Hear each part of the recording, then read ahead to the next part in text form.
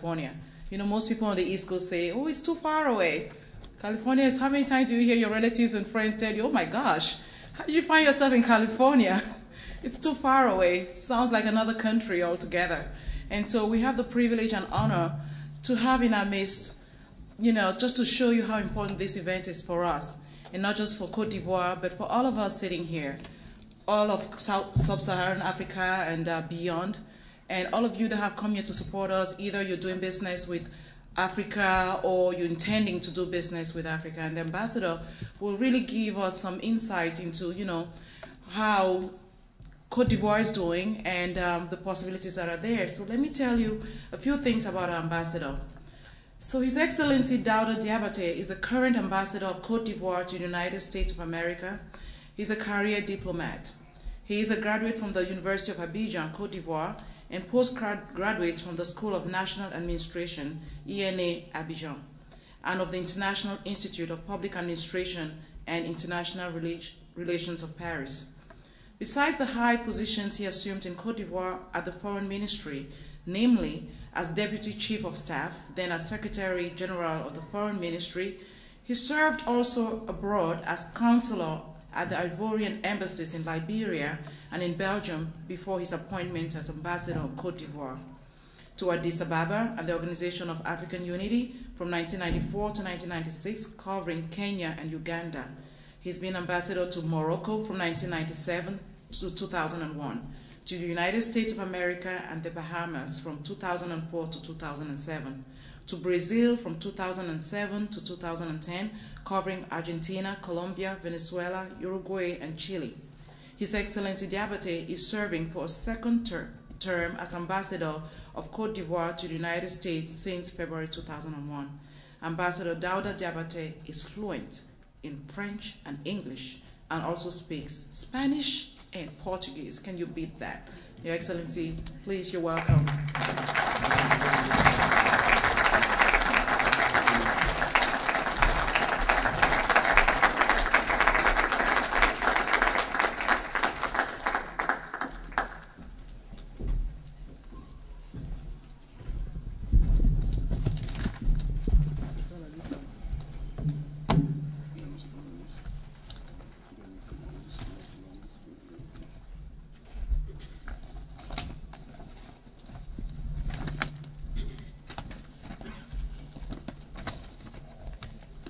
I should say good evening, because we were supposed to speak in the morning, but I think that we are already in the afternoon. Ladies and gentlemen, first of all, I want to present my apology for this inconvenience related to the schedule. On my side, I was up since 5 in the morning, waiting for the event, but later on I was told that it will be later. So I tried to bring some additional information from Washington, that, as you know, is far away from Los Angeles. And it is not always that the technique, or let's say the technology, respond straight away. So that has brought us to what we know, and I want to present my apology for that.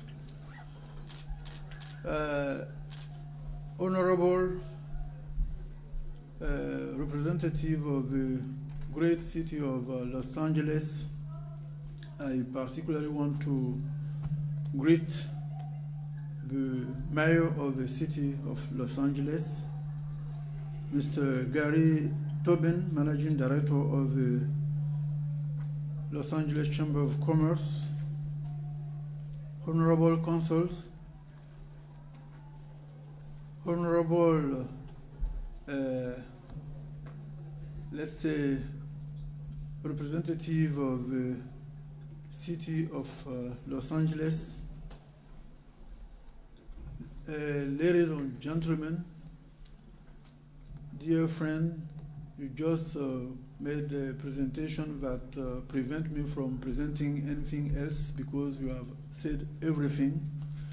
Because you know that the relation between Cote d'Ivoire and the US are the both sides of the same medal.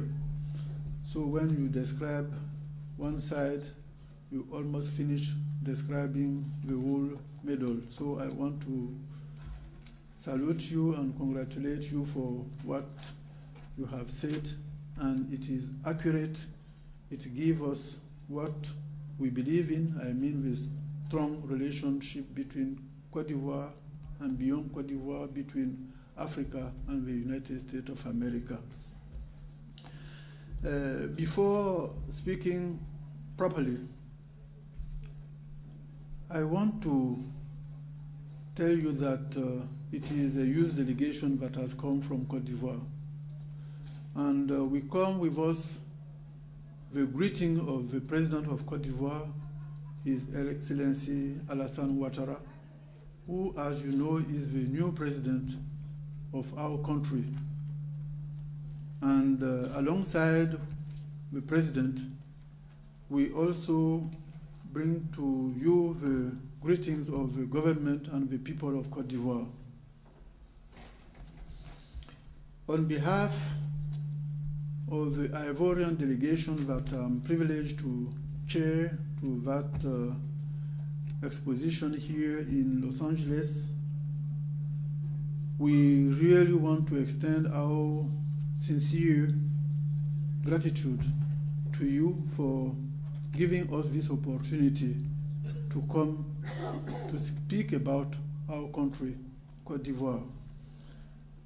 I know that many of you know what Cote d'Ivoire is, but from time to time it is good to stop and speak clearly of what that country in West Africa represents, not only for the Ivorian, but for the region, and let's say for our friend among which we can account the United States of America.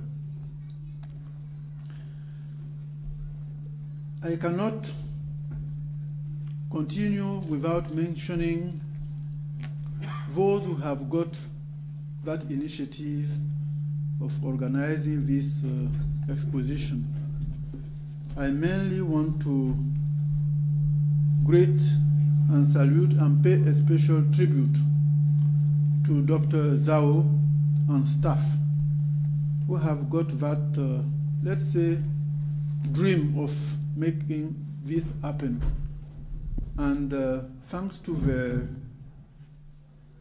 in French they say perspicacité, but I don't know how we can translate that in English.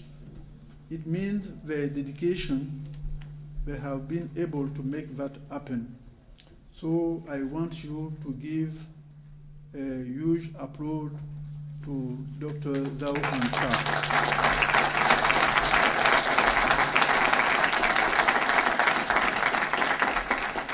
In addition, you may know also that we have among with us Mr. Enza Kamara, who is, let's say, the newly appointed chair of the Ivorian Economic Bureau, not only in the USA, but also in Canada and Mexico.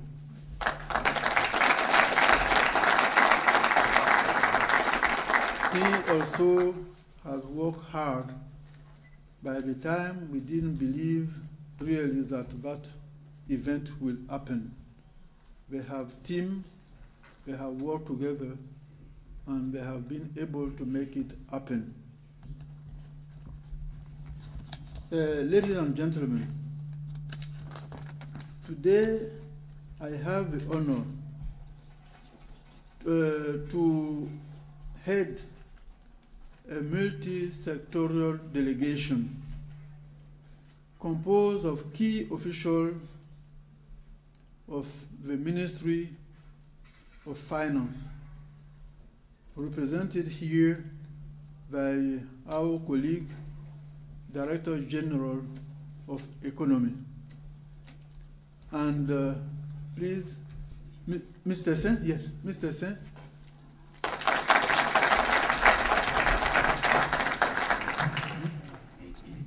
Mr. Sen is also leading a delegation that arrived directly from Abidjan. This shows the importance our government, our country, give to that event. Otherwise, as you just mentioned, we may say that Los Angeles is too far to come.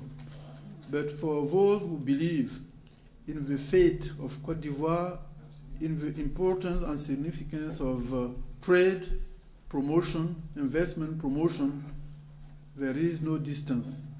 That's why that delegation is here with all those who have come from Washington. Among those persons who came from out of Los Angeles, I recognize among them my assistant dealing with tourism, the director of the Bureau of Tourism, Mrs. Kamano.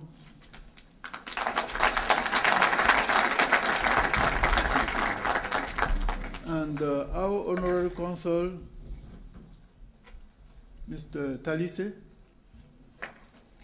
Well,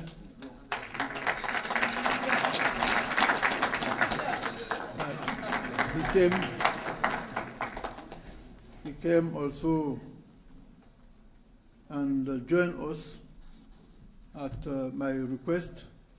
I told him that he should be here to see how Cote d'Ivoire is promoted so he can go back and continue to replicate what has been done here in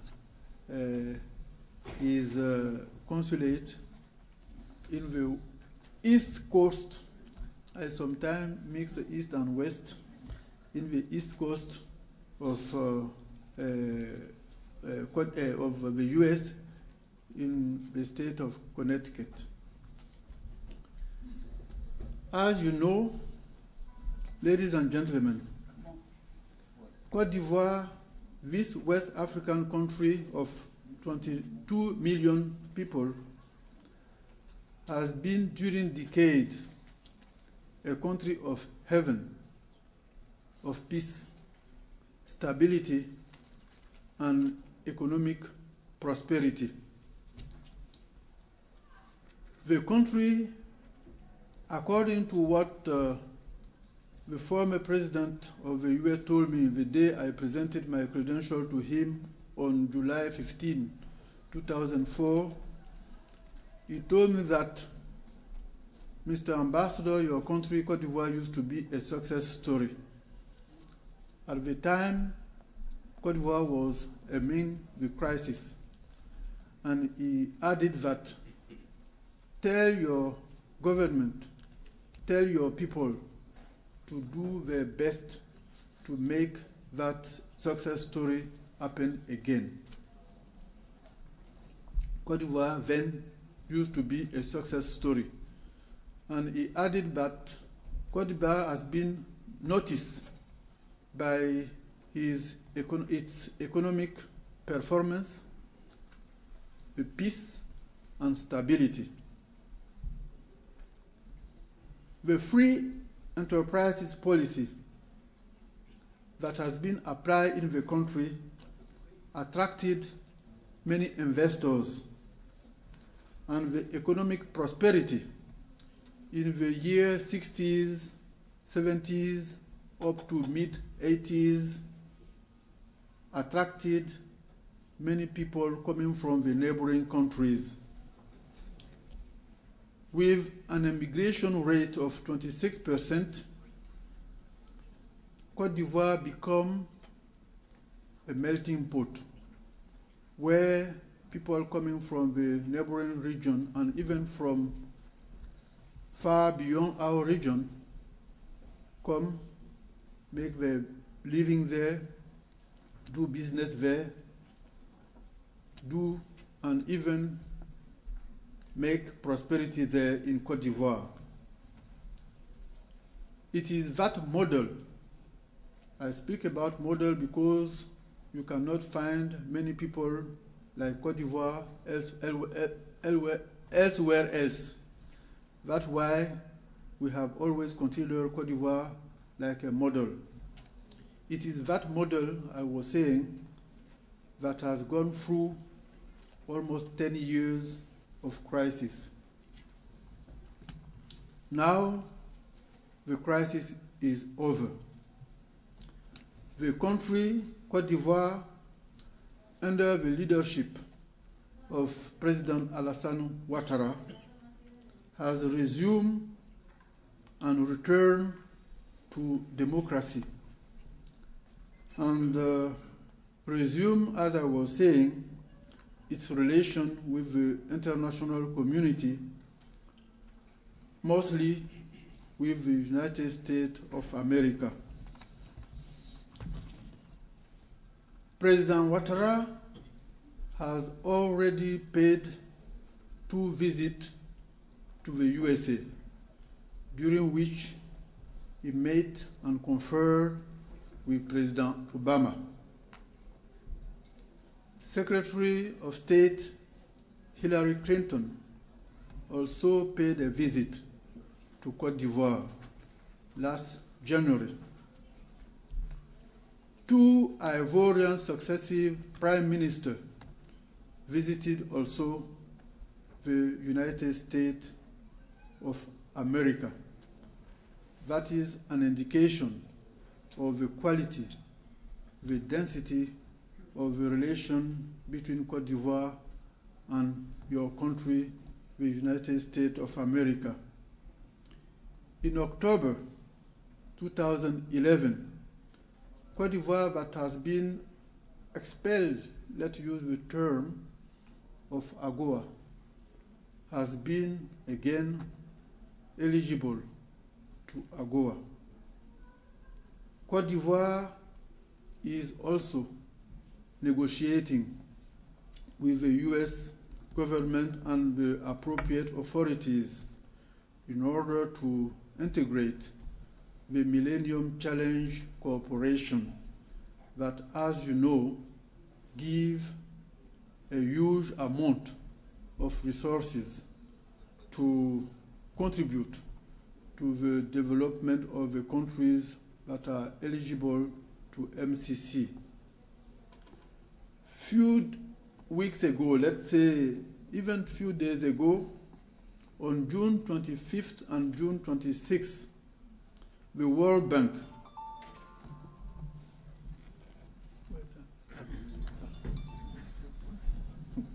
it is the State Department. I was saying that a few days ago, on June 25th and June 26th, the World Bank and the IMF granted a debt relief of $4 billion to Cote d'Ivoire.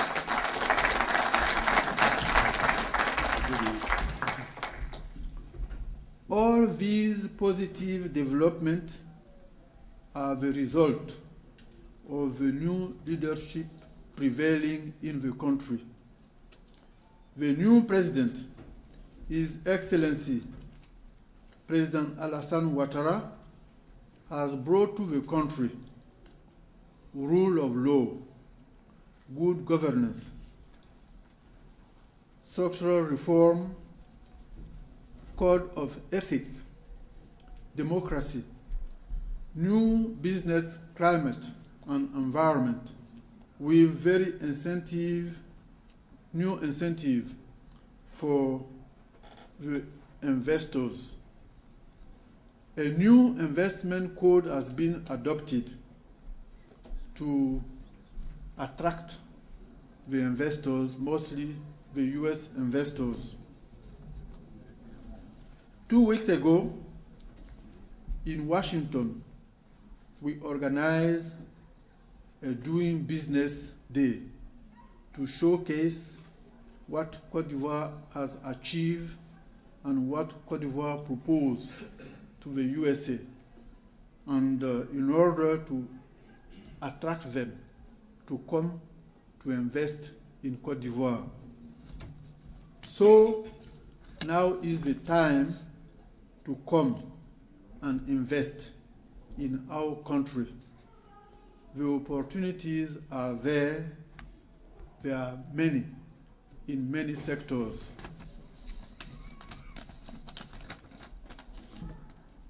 Being an agricultural country, we'll start by the agricultural sector. As you know, Cote d'Ivoire is the world #1 producer of cocoa. I know that the Americans are fond of chocolate. Most of the chocolate that you eat, let's say roughly 40% come from Cote d'Ivoire, because Cote d'Ivoire produces 40% of the total world cocoa production. Cote d'Ivoire produces also coffee, pineapple, cashew, for which we are the world's second producer, rubber, banana, cotton, sugarcane, and we are the world's first tuna port, being Abidjan. Agribusiness has a great potential and a high return on investment in Cote d'Ivoire. After the agricultural sector, the mine, oil, energy, gas also are very attractive. These sectors are very promising for exploration and exploitation. Cote d'Ivoire plans to become an energy hub in the region. It has a sub-regional interconnection program to connect the neighboring countries to electricity, mostly Burkina Faso, Mali, Guinea, Ghana, Liberia, Benin, and even Togo. In matter of infrastructure, because business needs infrastructure, Cote d'Ivoire is, let's say, #1 in the region. And in sub-Saharan Africa, we supper many of the other countries. When I speak about infrastructure, I mean road, bridges, highways, railways, and even port, airport, and others. All these have to be renovated or extended. New railway will be constructed in the western part of the country and to make of that region a new development pole. The American businessmen are invited to take part of this economic boom regarding Cote d'Ivoire. Among the bridges, in Abidjan we have already 2 bridges, because those who know Abidjan, we have water everywhere, lagoon and others. The third bridge that the president has named after the former president Henri Konan Bédié is under construction already. A 4th one will start in addition to other big road construction initiative to continue.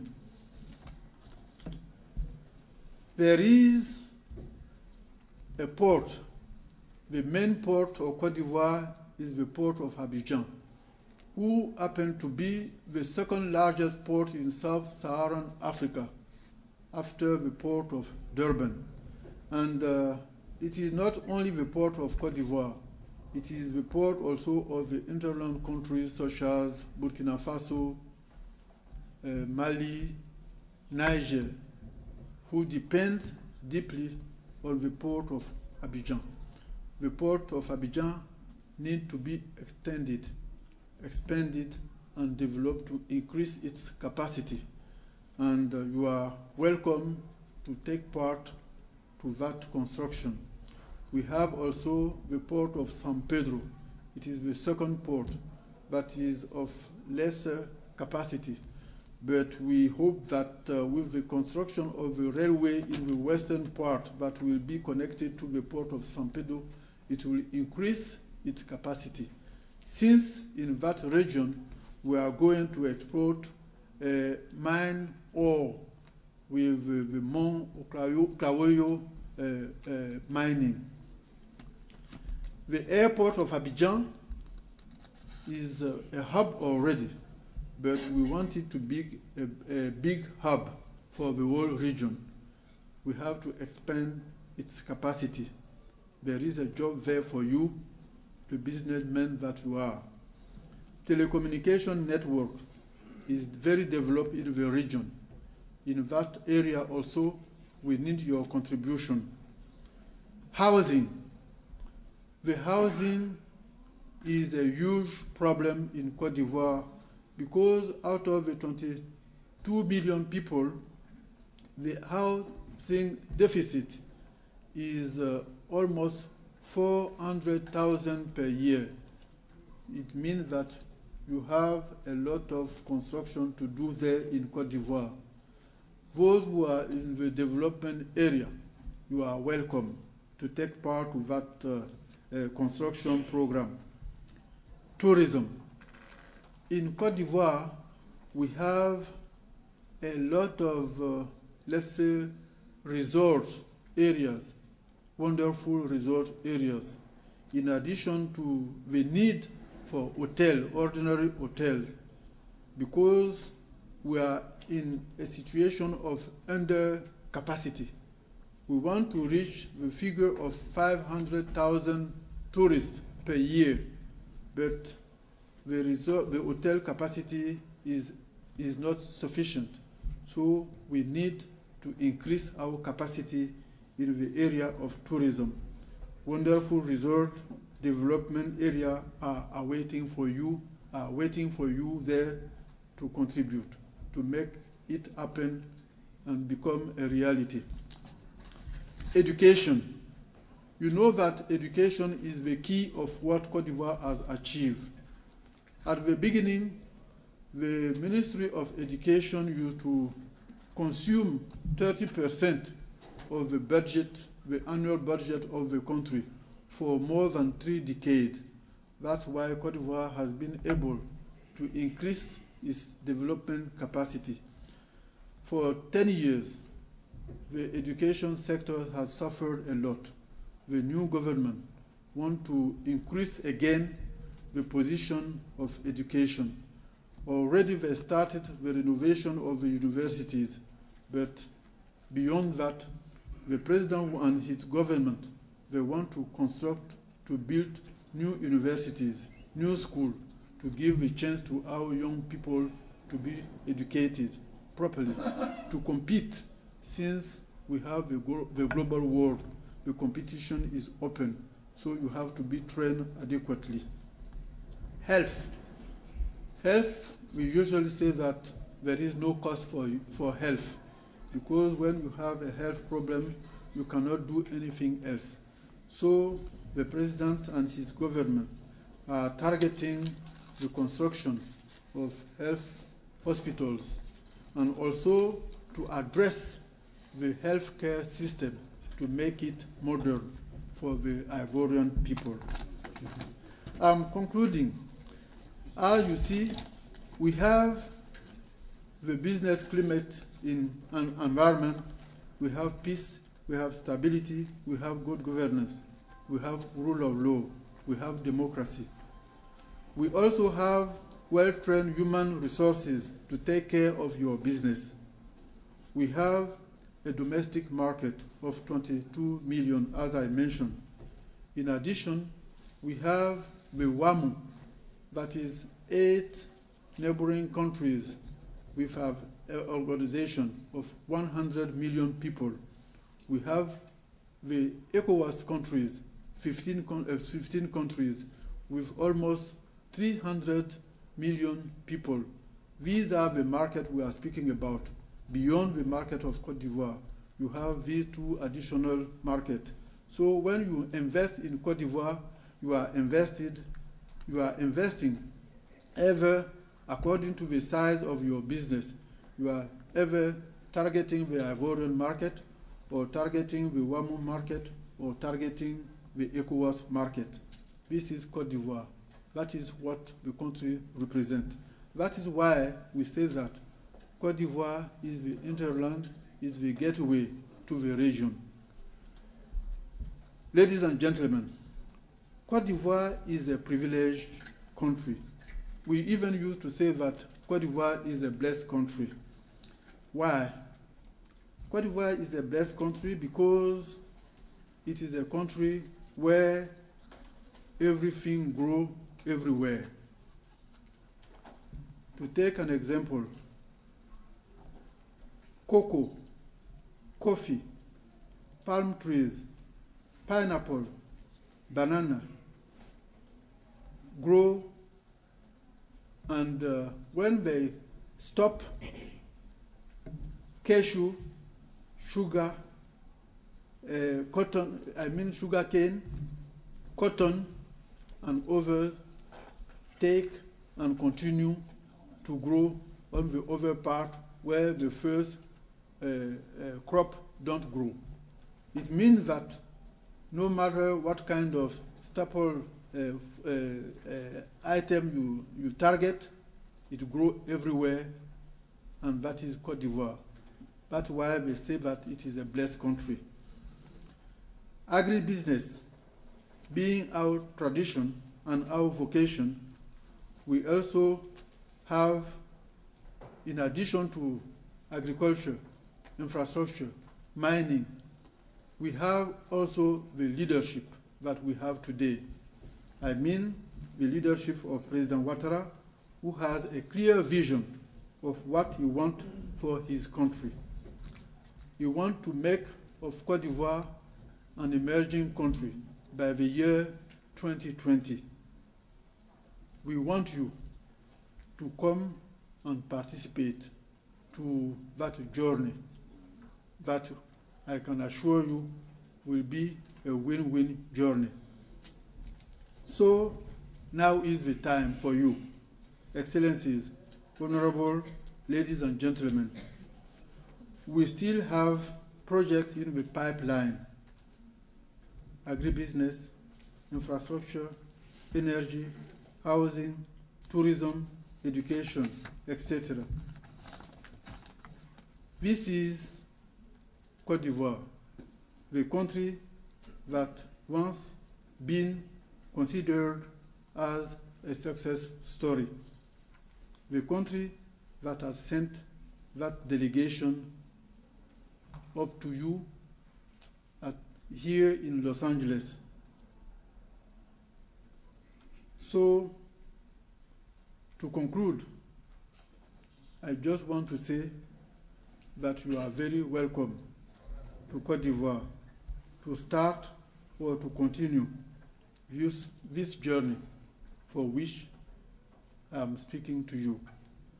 And I cannot conclude without thanking you for giving me this opportunity to speak about what I love above all. I mean Cote d'Ivoire. I thank you.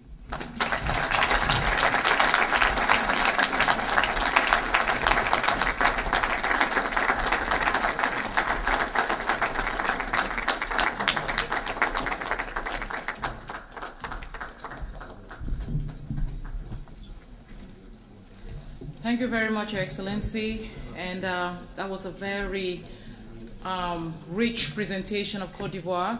It really warms our hearts, I'm sure, to just be able to talk about our African nations with so much hope, with so much that is going on that's positive. Because typically when you tune to any news outlets, you can hardly hear the beauties of what we just heard.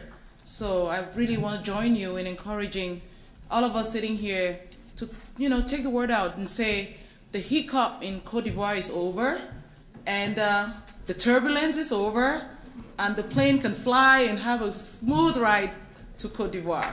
So thank you. Your presence here means a lot. We just have a couple more speakers, ladies and gentlemen, and then, we'll proceed to really more interesting celebratory stuff, right, Dr. Zhao? We don't have much to do, all the educating and absorbing the knowledge will be over soon. And I just want to seize this opportunity to introduce to you someone who would also be able to give us some, another perspective from this side. The ambassador just gave us the perspective from the motherland, and now I really want to introduce to you Mr. Bobby Hines, who is the International Trade Specialist, Downtown Los Angeles Export Assistance Center, International Trade Administration. Mr. Bobby Hines is part of a global network of international trade professionals connecting U.S. exporters to key markets abroad. They assist SMEs enter international markets using customized services to locate contacts worldwide. In general, those marketing services consist of locating market research, pinpointing export prospects, and promoting U.S. products and services. U.S. companies offer a fascinating array of products to world markets. In spite of the economic difficulties many countries are facing, there continues to be a demand for products made in the USA. U.S. manufacturers continue to win new customers and contracts abroad as a direct result of working with the U.S. Commercial Service. The institutional knowledge at fingertips of our offices is what makes our offices unique and valuable. T.S. Hines joined the Department of Commerce in 1988. In addition to his current position as an international trade specialist, he has also worked as trade reference assistant. During his tenure with the DOC, he has traveled extensively, touching down on all 7 continents. Bobby's industry specialization include cosmetics and toiletries, safety and security, food and agriculture, and apparel and textiles. His geographic specialization includes Africa, Near East and Southeast Asia. He is a recipient of the U.S. Commercial Service Director General's Excellence Award for Excellence in Innovation and the William E. Moulton Memorial Award for his work in increasing economic opportunities for and with historically disadvantaged groups. Prior to joining the Commerce Department, Bobby was employed as a fire and casualty commercial property underwriter at Unifax Insurance Systems, a subsidiary of Unico America. Ladies and gentlemen, please help me welcome Mr. Bobby Hines.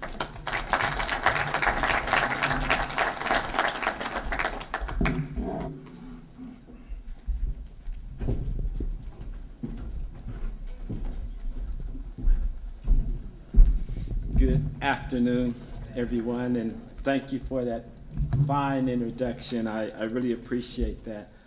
I'd like to say that I really consider this a privilege and an honor to be here, to be following behind the ambassador. The presentation I had prepared for me right now seems to be not what I should do. I'd like to speak from my heart. You see, Africa has never been the emphasis of the U.S. Department of Commerce in our promotional activities.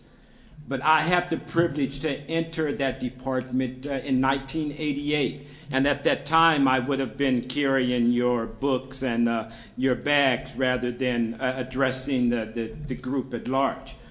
But I recall specifically when I was at a presentation of what we call the senior commercial officers. These are the people that represent the economic sections of the American embassies abroad. And I mentioned to them that what about Nigeria? See, I had gone to UCLA and I had met quite a number of Nigerian students at that time. And I realized that there was a wealth of money and oil and other things in the country. And they pulled me aside and they said, no, Africa is not our focus right now. Our focus is Europe and Asia and the other places. But as I worked and I like to think began to rise on the ladder of success, where that I can begin to create my own initiative, choose my own activities, I kept that focus on sub-Saharan Africa. Now, for me, I'll be honest, the world is the market for U.S. companies. But as you might guess, sub-Saharan Africa has a special meaning to me.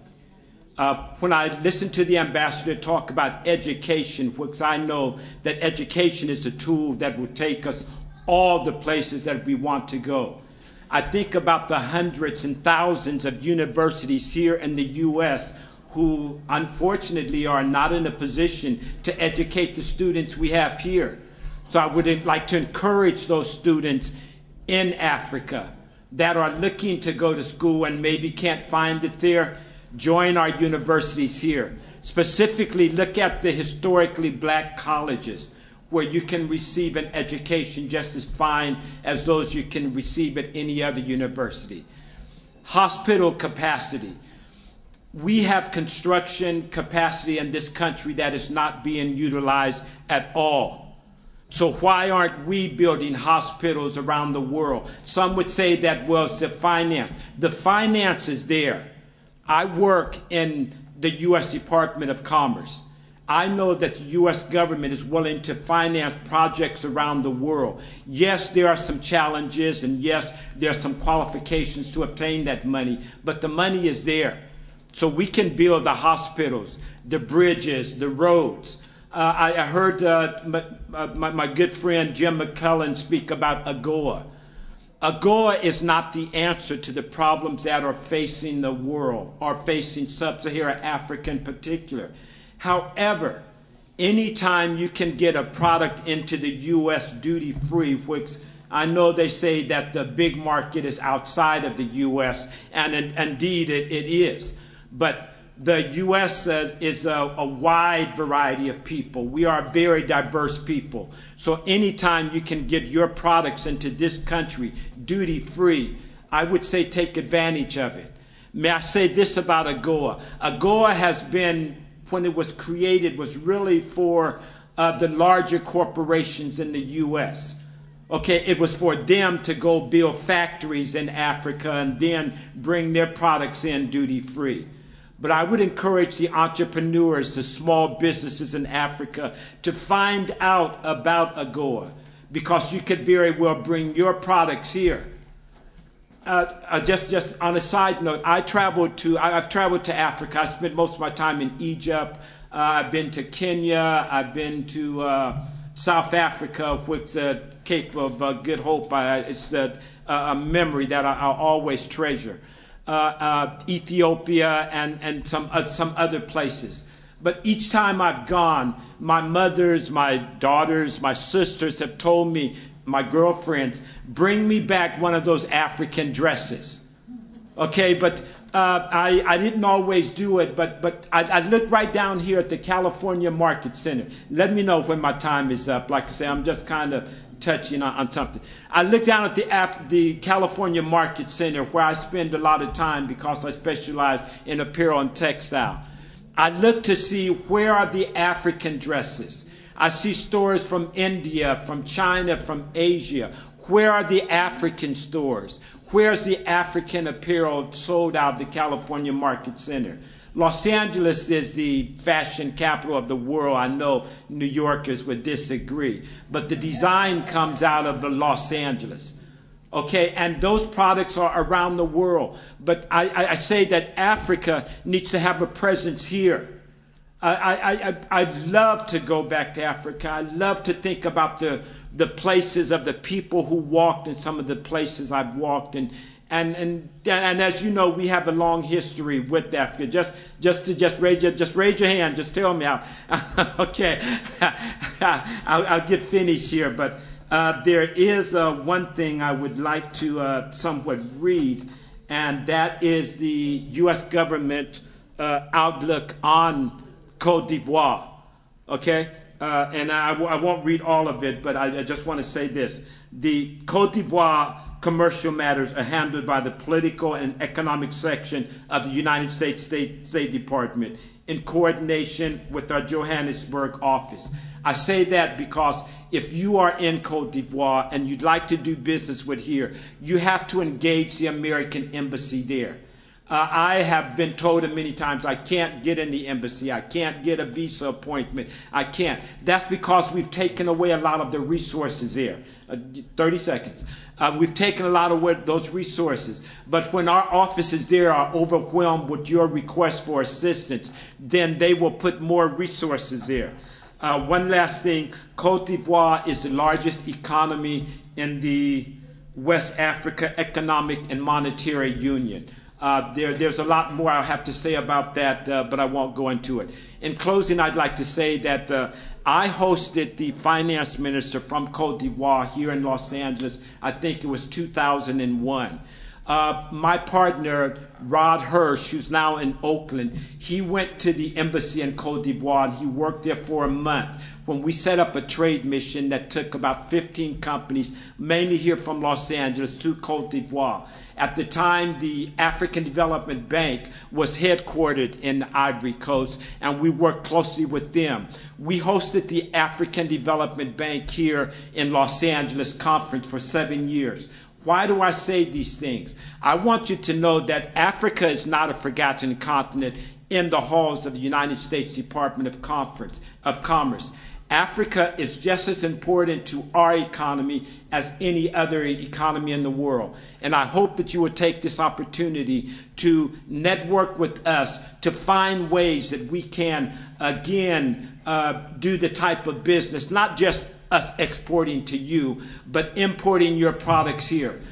Cocoa, I can't imagine. I promise. I'm on my way down. I promise. Cocoa is something that every American child grows up with. But why have U.S. companies profited from the sale of cocoa and not the country of Cote d'Ivoire? I say that there comes a time in the affairs of men when you must dissolve the political bands which has connected thee with another and assume amongst the powers of the earth.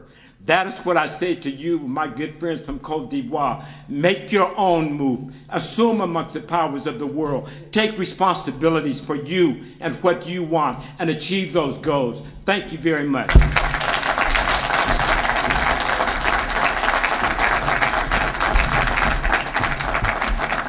Thank you so much, Bobby. You were not too long. Just sorry that we had to cut it a little short. But we appreciate all the very resourceful information. And I failed to mention that he is a veteran of the United States Army. So let's give him a round of applause. A little help. And I'd like to acknowledge in this case the Honorary Consul General in San Francisco, Mr. Edgar Osgood. Thank you. Thank you for being here.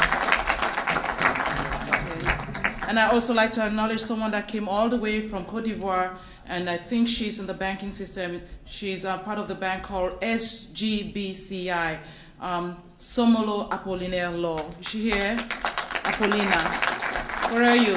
Thank you so much for coming all the way. And also, one of our sisters that also came all the way from Cote d'Ivoire. It's important that we acknowledge them, that they made the trip all the way here, representing her own business all the way to join those that are already here. El Paradis Cosmetics, taking care of our skin. So welcome. Thank you.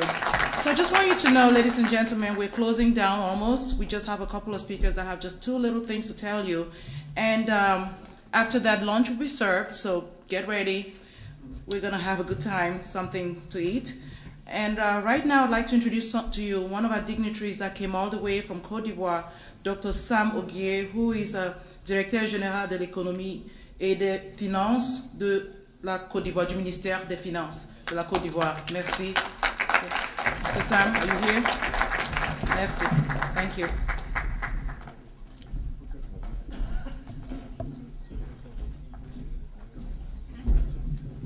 Let's say I have 2 minutes to deliver my message. 2 minutes. I'm going to try to be in time.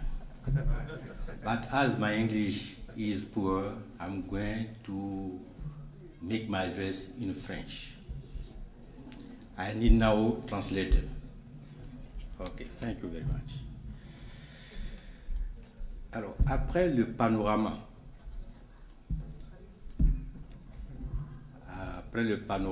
brossé par son Excellence l'ambassadeur, after the talk given to us by the ambassador, je pense qu'il n'y a plus grand-chose à ajouter.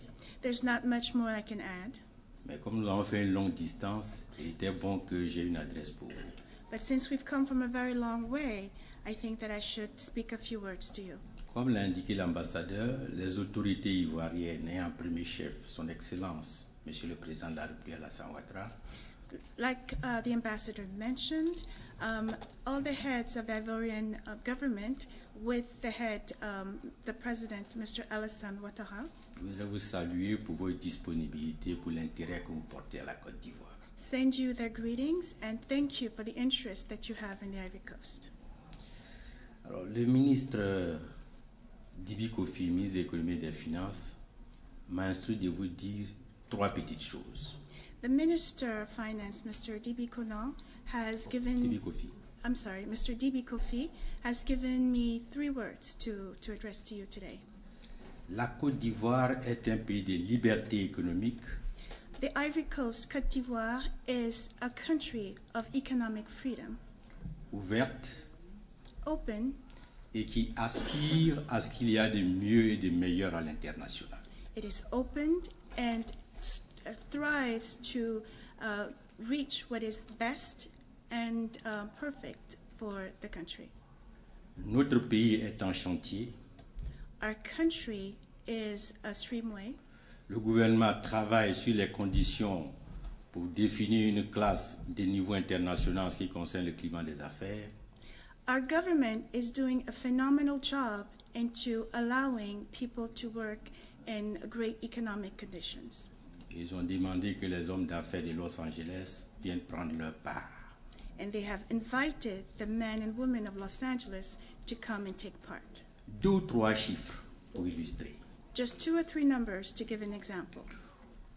Dans le cadre de l'élaboration du plan national de développement, In the case of the economic development, la Côte d'Ivoire veut atteindre des taux de croissance de 9% en 2013, in 2013, the goal of the Ivory Coast is to reach a rate of 13%.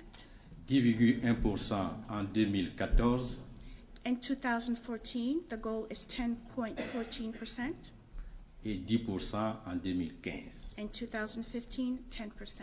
dans notre marche en avant vers l'émergence. Towards our goal for development. Et cela est assis sur des volumes d'investissement importants. And this all relies on important economic development. Et la part qui est attendue du secteur privé est plus de la moitié. And the private sector plays more than half the importance. Je ferai l'impasse sur les chiffres, I will not bore you with numbers, mais c'est vous dire tout l'intérêt que nous attachons à une mobilisation du secteur privé en faveur de nos actions de développement.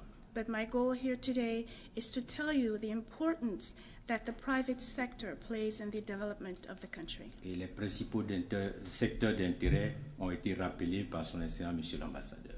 And our ambassador, Mr. Daouda Diabaté, has reminded us of all the important segments. Nous sommes là pendant toute la durée du salon We're here during the Trade Expo.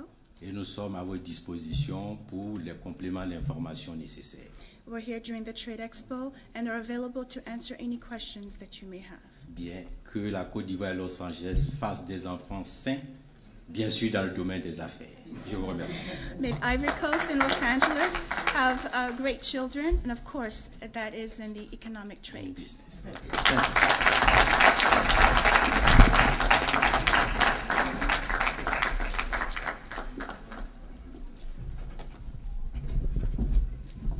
C'était très bien. Tu as très bien fait. That was really good, and the translation was really good. Thank you. Merci beaucoup. We're going to continue with our last speaker, who is going to just take us, and then we're going to go eat. I'd like to introduce, without much ado, Mr. Ron Ario, who has dedicated his life to humanitarian causes, and the name of his organization is World Peace 2012. Mr. Ron, you have the podium.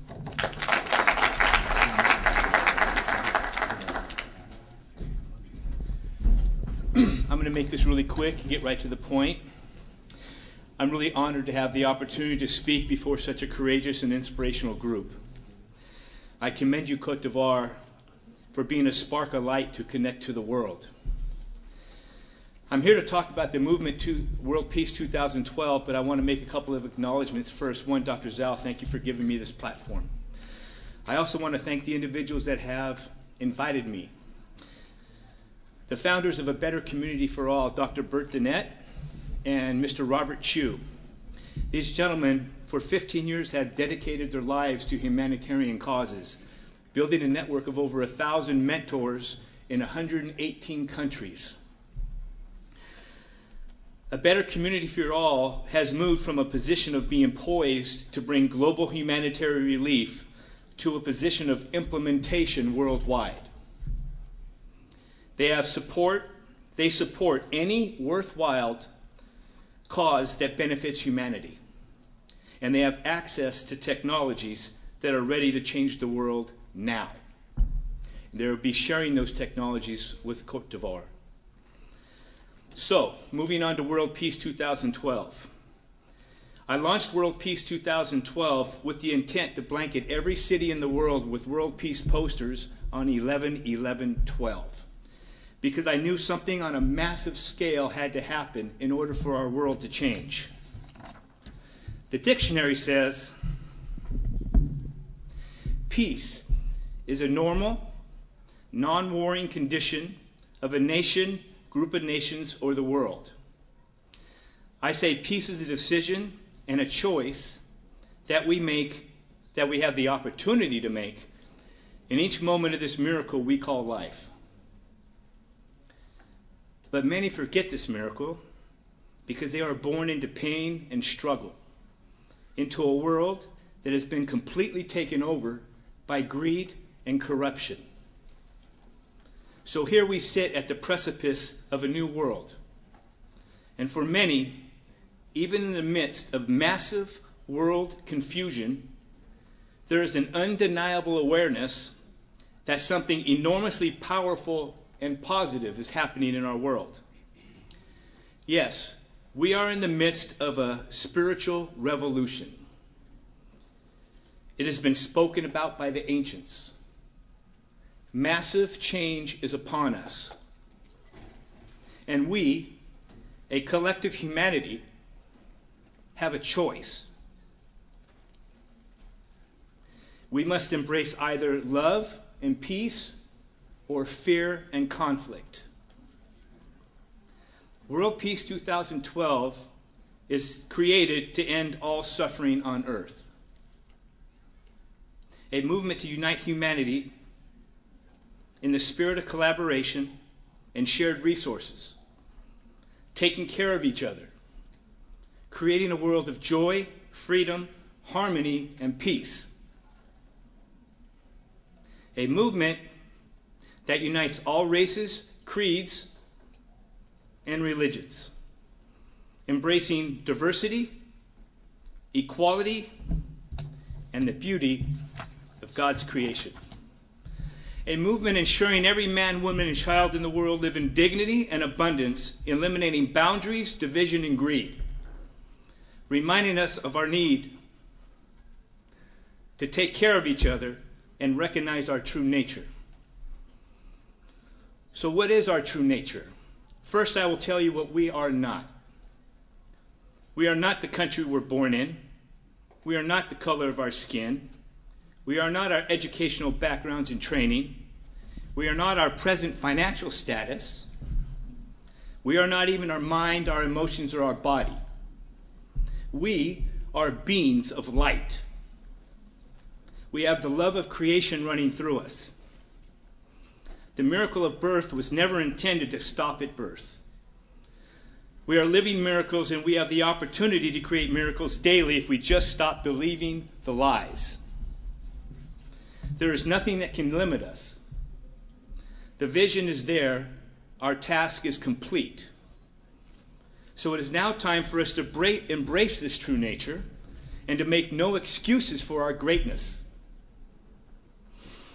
Shine your light and give permission to all of humanity to do the same. It took the creators of this convention great courage to spontaneously act on their vision. I believe the spark of inspiration from this source we call love is very purposeful in its intention. Our world is presently experiencing great turmoil and change. Countless millions are experiencing pain, physical, emotional, and spiritual. But this is not a falling apart. This is a falling into place. But it will not completely fall into place without great effort, determination, courage, and love. So I have a challenge for you, the leaders of Cote d'Ivoire and your African nation. I believe that this is a historic time for you, Africa. Your nation for some time has experienced great suppression and struggle, as if the world may have forgotten about you. But our pain is a wonderful measurement of our enormous capacity. Fortunately, becoming aware of this capacity enables us to embrace this pain as our gift. Imagine for a moment if this capacity for pain was replaced with love. When this space is replaced with the light of forgiveness for others and ourselves, the world will change forever. That is why I say there is no greater time, Africa. And I truly believe there is no greater nation to ignite the world in a showing for love for all humanity. So spread this message far and wide. Let's become the people we wish our world to be. Peace.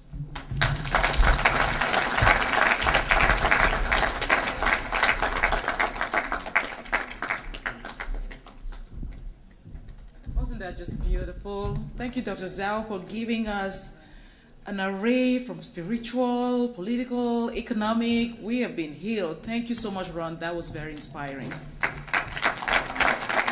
Thank you.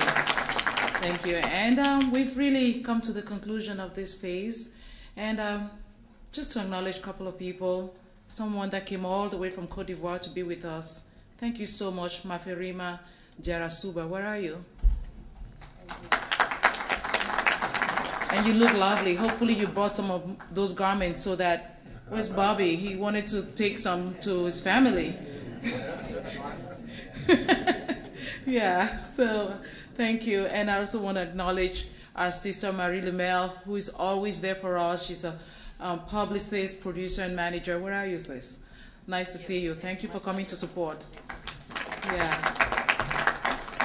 And so, without further ado, we would like to continue the next phase to introduce to you our exhibitors next door, a ribbon cutting ceremony, after which we will then go and celebrate and just really sip everything. And I want to also let you know that the wines and champagnes, you'll be surprised, that you'll be drinking today have actually been provided and donated to us by actually my brother from Cameroon, who is doing his own thing, his own business, Crane Lake and Domaine Laurier, Monsieur Bertin, right there at the back. Thank you so much.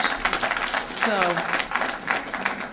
hopefully they weren't put in the freezer and they might have taken them out now, the champagnes. Bertin, everything is okay?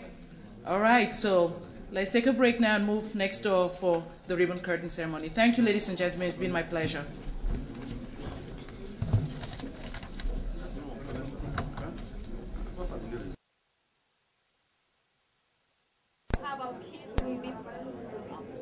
We have our kids who will be carrying our future, carrying what is our hope.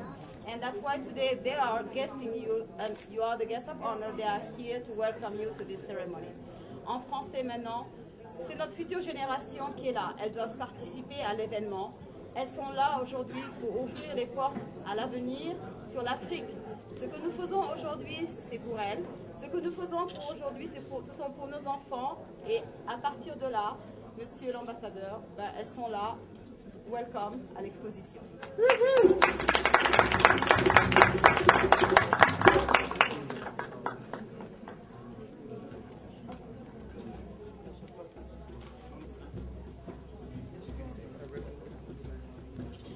Wait a minute, you guys want to go on the other side so we can see. Okay. You guys go on the other side of the ribbon and let us see. We have to cut it to enter. Okay, brother.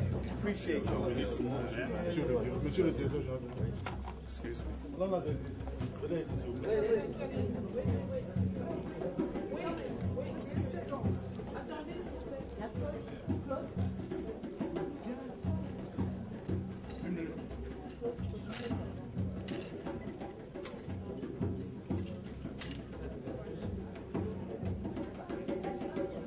ok, allez-y. Allez-y. His Excellency Diabate on the rib cutting ceremony.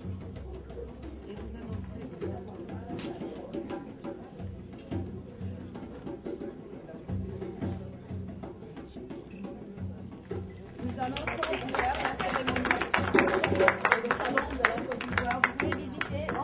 Bienvenue au Salon de la Côte d'Ivoire.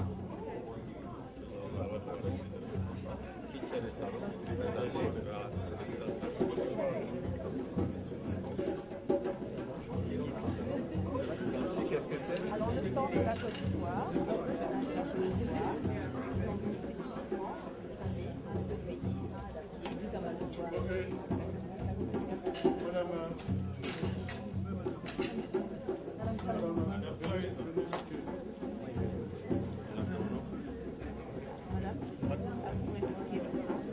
Là, c'est le stand de la Côte d'Ivoire du tourisme. On est là pour faire la Côte d'Ivoire. On a exposé quelques produits. Comme la distance est tellement tout ça qu'on n'a pas pu exposer tous. Là, c'est on a essayé de représenter une scène typique de la Côte d'Ivoire. Puis là, c'est une démonstration des colonisateurs avant l'indépendance.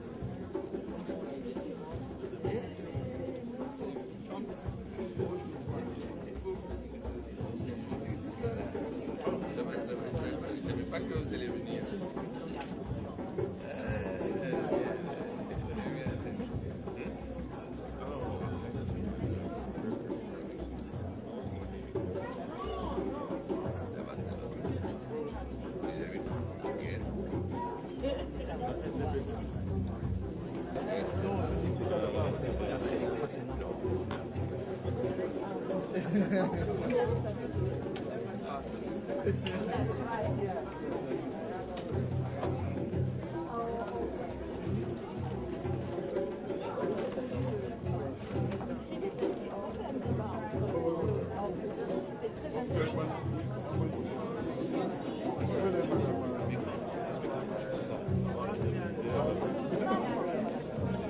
Alors ici, la Société des malades de Côte d'Ivoire, c'est une structure donc, qui gère le patrimoine immobilier de l'État de Côte d'Ivoire, l'Hôtel Ivoire, le Golf Hotel, et aussi l'Ivoire Golf Club.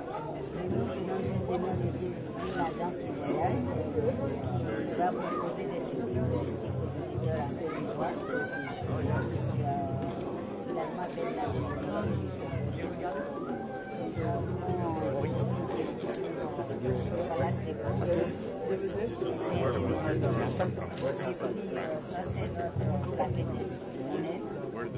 nous avons essayé d'avoir un peu de café.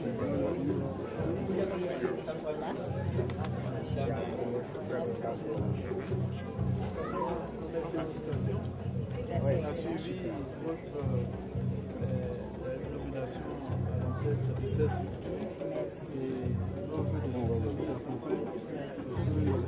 L'Hôtel d'Ivoire, c'est un véritable symbole. Ceux qui connaissent la Côte d'Ivoire depuis de nombreuses années, parmi nos collègues ou amis qui sont à l'international, moi j'ai séjourné en 1978, j'étais à l'Hôtel d'Ivoire et les enfants, nous donnent la chair de Cote. Nous sommes heureux que le gouvernement ait pu rénover cet hôtel pour le mettre en équilibre. C'était le passage à Jean-Janvier au secrétaire d'État. Si on l'a reçu à l'Hôtel d'Ivoire.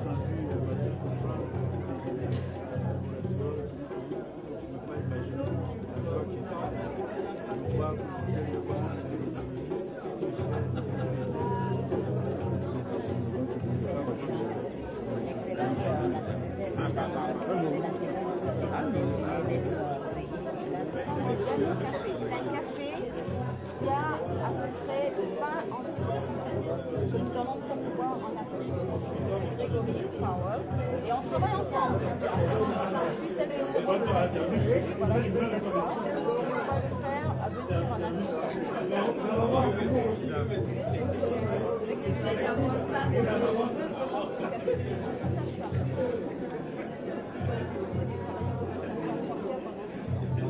Monsieur Grégory va nous expliquer par rapport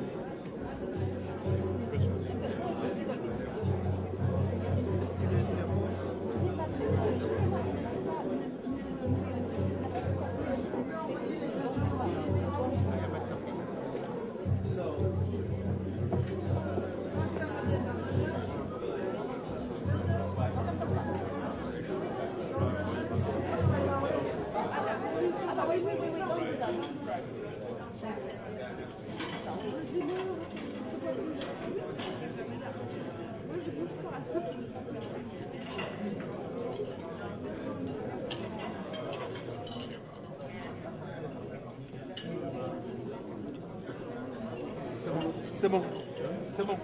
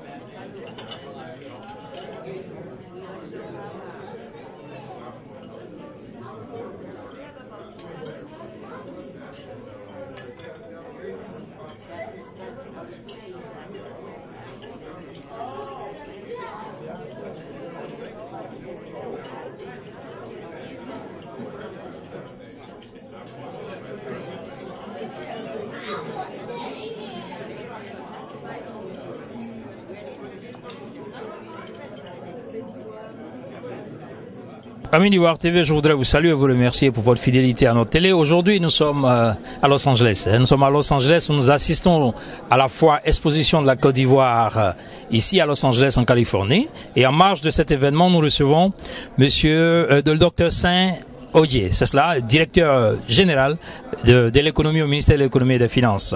Bonsoir docteur, merci de nous accorder cette interview. Nous voudrons tout de suite vous demander ce qui justifie votre présence ici à Los Angeles. Merci beaucoup à Ivoire TV.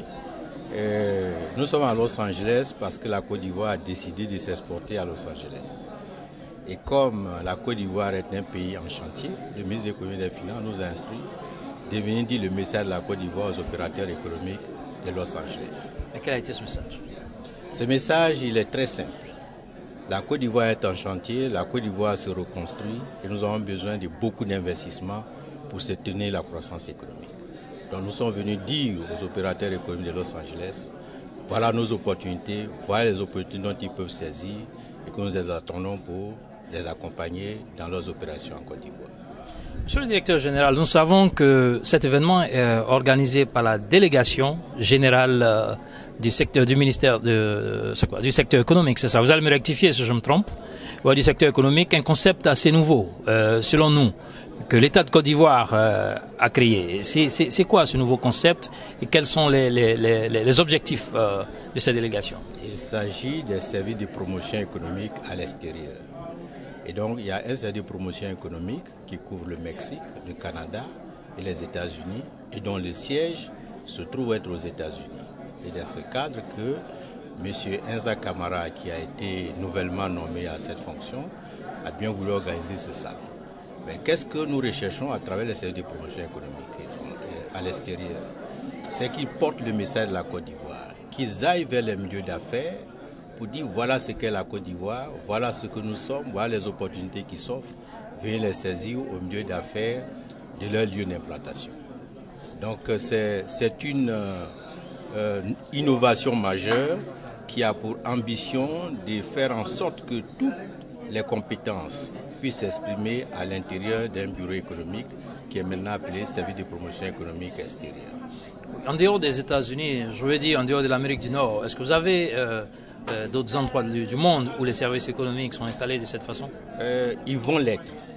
Mais le ministre, dans sa proposition, a orienté son action vers une vingtaine de services de promotion économique, y compris en Afrique, en Asie, en Amérique, de sorte à couvrir de façon rationnelle tout le globe. Et parce que dans chaque point du monde, il y a des opportunités à saisir. Et la Côte d'Ivoire ne peut pas être absente. Donc il en aura en Asie, en Chine, en Inde, à Singapour. Il en aura aussi en Afrique du Sud. Il en aura en Europe, en France, et à Bonn, donc en Allemagne, en Russie, etc. Et c'est une vingtaine qui sont dans le pipe. Je dirais en chantier, c'est ça? Qui sont dans le pipe, en projet. Et qui doivent être mis en œuvre de façon progressive. Et donc, le tout premier vraiment qui est en train de se mettre en place, c'est celui des États-Unis. Vous êtes satisfait du départ, c'est cela. Nous voyons que c'est une fois assez qui s'exprime véritablement. Vos impressions? Oui, ça a été une très bonne initiative de la part de notre délégué général. Et je puis dire qu'indépendamment du salon, il y a eu beaucoup d'interventions des personnalités du monde des affaires de Los Angeles. Et ça, c'est encourageant. Et c'est des initiatives qu'il faut multiplier. Et donc, nous attendons que le responsable délégué général du service de promotion économique aux États-Unis puisse multiplier ce genre d'action et puisse se comporter en un véritable homme d'affaires dont l'objectif est de faire en sorte que des opérateurs économiques viennent prospecter la Côte d'Ivoire et y investissent leur capital. Oui, monsieur le directeur général, vous savez qu'on ne peut pas vous avoir et ne pas parler de l'achèvement, du point d'achèvement de l'initiative PPTE. Qu'est-ce que cela traduit de façon concrète? Alors, pour être simple, oui, le PPTE répond à une politique de désendettement. C'est-à-dire que nous sommes arrivés à un niveau d'endettement qui est insupportable pour l'État de Côte d'Ivoire. Donc par rapport à ça, il y a des programmes qui ont été mis en place avec les bailleurs de fonds et des réformes qui sont contenues dans ces programmes-là. Quand vous le faites avec satisfaction, alors on estime, les bailleurs de fonds estiment que vous êtes sur la bonne voie, que par conséquent, ils peuvent faire une remise de la dette. Donc ça permet de desserrer la contrainte extérieure. Donc de pouvoir avoir des marges budgétaires nécessaires pour pouvoir les orienter vers des activités qui peuvent produire de la croissance. Voilà. Oh, c'est l'intérêt. Est-ce que nous pouvons donc dire que, à l'image de ce que le chef de l'État a dit, la Côte d'Ivoire est sur la voie d'être un pays émergent? Alors, je peux dire que c'est maintenant que la guerre économique doit commencer. Parce que pour être un pays émergent, c'est d'être de niveau à des taux de croissance stables, d'au moins 5%, durables, et d'engager une réforme structurelle de l'économie nationale. Et donc, nous devons continuer cet effort-là pour parvenir à l'émergence. Et donc, l'atteinte du point d'achèvement est le départ. Parce que si les ressources qui seront, les mains budgétaires qui seront dégagées, ne sont pas investies, ne sont pas orientées vers l'investissement, c'est pas faire œuvre utile. Donc c'est maintenant qu'il faut qu'on sache que nous devons travailler à l'émergence qui demande que nous changeons de façon d'être et de faire et que véritablement nous allons vers des secteurs, nous mettons l'accent sur des secteurs qui sont capables de porter la croissance de façon durable. Merci monsieur le directeur général. Amis d'Ivoire TV, en marge de cette foire exposition de la Côte d'Ivoire, Doing Business in Ivory Coast, nous recevions monsieur... in Côte d'Ivoire, yes, in Côte d'Ivoire, oui. Nous recevions monsieur Saint Juillet, directeur général de l'économie et des finances. Monsieur le directeur général, je vous demanderai de dire vos mots de la fin. Bien, mon mot de la fin, il est simple. C'est que la Côte d'Ivoire entend devenir un pays émergent à l'horizon 2020 selon les orientations données par le président de la République. C'est maintenant qu'il faut y travailler. Déjà, on y travaille, mais il faut retrousser les manches, aller de l'avant. Et que les marges budgétaires qui vont être dégagées doivent être orientées vers des investissements, ce qu'on appelle l'investissement dans l'investissement, de sorte que le secteur privé puisse véritablement s'exprimer et être accompagné dans cette mouvance. C'est à ce prix que nous deviendrons un pays émergent et assez rapidement avec beaucoup de travail, de rigueur et de sérieux. Et ce n'est pas ce qui manque aux Ivoiriens. Merci monsieur le directeur général. Amis d'Ivoire TV, je vous remercie. Nous recevons monsieur Hachi Hervé, directeur de la promotion du service économique, c'est ça? Rectifiez-moi si je me trompe. C'est le directeur des études et de la promotion économique. C'est quoi les études de la promotion économique? Bon, il faut dire que c'est une nouvelle direction qui a été créée par son Excellence, Monsieur le Président de la République, Monsieur Alassane Ouattara, dans sa vision qui est celle de faire de la Côte d'Ivoire un pays émergent à l'horizon 2020. Mais l'émergence aussi passe par l'invitation, la captation de tout ce qu'il y a comme investissement à l'étranger. Dans ce cadre-là, on a créé les services de promotion économique à l'extérieur. Et donc, qui ont pour rôle le plus objectif de pouvoir conduire tout ce qu'il y a comme activité à caractère économique, commercial, touristique, faire la promotion des investissements privés étrangers en Côte d'Ivoire. Et donc, la SPE pour laquelle nous sommes là, c'est-à-dire que le service de promotion économique extérieure pour lequel nous sommes là, c'est celui qui est dirigé par M. Enza Camara, celui des États-Unis. Donc nous sommes ici à Los Angeles dans le cadre de la foire qui parle un peu de la Côte d'Ivoire et ensuite de l'installation officielle de M. Enza Camara qui se fera, je crois, en début de semaine à Washington. C'est le premier service de promotion économique que nous installons ici. Je pense que cette année également, le président de la République, son Excellence Alassane Ouattara, a bien voulu installer le service de promotion économique de l'Afrique du Sud qui a été créé. En fin d'année, nous allons mettre en place le service de promotion économique de la France et ensuite suivra les pays de l'Est, du Japon, de l'Asie, du Japon et ensuite d'autres pays suivront. C'est très important pour la Côte d'Ivoire parce qu'il est important que la Côte d'Ivoire puisse se faire connaître. Le président de la République a validé le plan national de développement pour la période 2012-2015. Il faut dire que le secteur privé, les investissements privés comptent pour beaucoup dans ce plan national de développement. Et pour ce faire, il est important pour nous d'attirer le maximum d'investisseurs privés afin qu'on puisse traduire de façon factuelle la politique et la vision même de développement de son Excellence, Monsieur le Président de la République. Et donc c'est dans ce cadre-là que nous appuyons, nous soutenons toutes les actions de mise en place des services de promotion économique. Donc voilà ce que je peux dire de façon un peu ramassée sur les services de promotion économique. Êtes-vous satisfait de ce salon? Oui, nous sommes satisfaits, c'est-à-dire vu un peu la qualité des intervenants, les représentants, comme on dit dans notre jargon, les députés, les personnes de qualité qui se sont déplacées, ça nous donne beaucoup de courage et à la fois aussi ça nous donne aussi un témoignage de la vision du président de la République. On se rend compte facilement que ce que le président de la République dit, ce n'est pas une utopie, c'est une réalité. Ce matin, on a vu tous ceux qui ont parlé, on a vu les personnes qui avaient foi, on a vu l'intervention, on a écouté l'intervention de son Excellence Daouda Diabaté, ambassadeur de la République de Côte d'Ivoire aux États-Unis, et nous sommes sûrs que si toutes ces promesses se traduisent en réalité, la Côte d'Ivoire sera plus qu'un pays émergent à l'horizon 2020. Et je pense que nous tous, nous contribuerons à ce que cet objectif soit atteint. Pensez donc qu'on peut dire que la Côte d'Ivoire est de retour?